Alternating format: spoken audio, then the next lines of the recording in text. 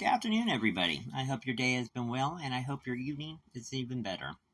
Now, today I want to talk about all the race swapping that's been going on, not only with animation, movies, and shows, and everybody's been complaining they don't like it, and I more than understand it because you're talking about something that has already been well established.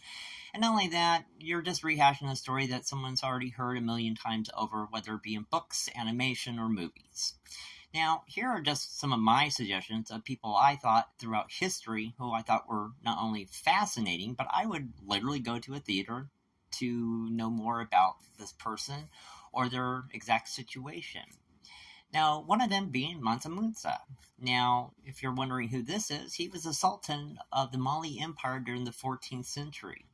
He is, by today's standards, with inflation and everything, would be worth $400 billion. How did he accrue that wealth, you ask? Well, through salt and gold. And mind you, back then, salt was worth the weight in gold. Not only that, he was also a devout Muslim. And when he made his trek to Mecca, it is, by today's standards, even prior to this, the most extravagant caravan anybody has ever seen in history. He not only brought well over 46,000 pounds of gold with him, he brought enough help and animals, enough food and water for everybody comfortably to get there. Now, mind you, yes, it was extravagance, and it was, I guess, a bit of PR for their time, but the fact was, he even started a tradition that every Friday, no matter where they landed, that he would build a mosque. Now, mind you, also the money was to go to the poor once he got to Mecca, which he did do, but unfortunately crashed the whole system for another decade on gold pricing. Pretty interesting, pretty fascinating, is it not? I would go see that. There's also Queen Moana Mkizi of Southern Africa. There's Althea Gibson. She's the first woman of color to win Wimbledon and the French Open.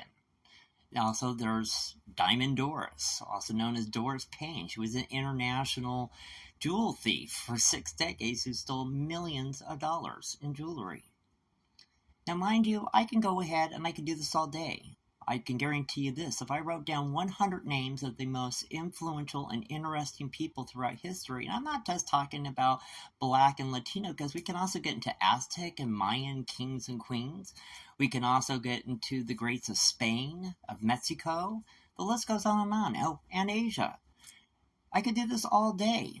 And I can guarantee you this. If I write all their names down, clipped it to the wall, and threw a dart at it, I would come up with something more fascinating, more enriching, and more interesting than what Hollywood has been dishing out lately.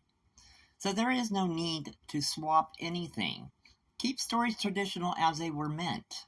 Mind you, when you do this, you're actually interacting with somebody else's culture. Whether they're white or not is beyond the point. It's actually just an established story with characters we like, and they're well described for their physical attributes, meaning their skin color, their hair color.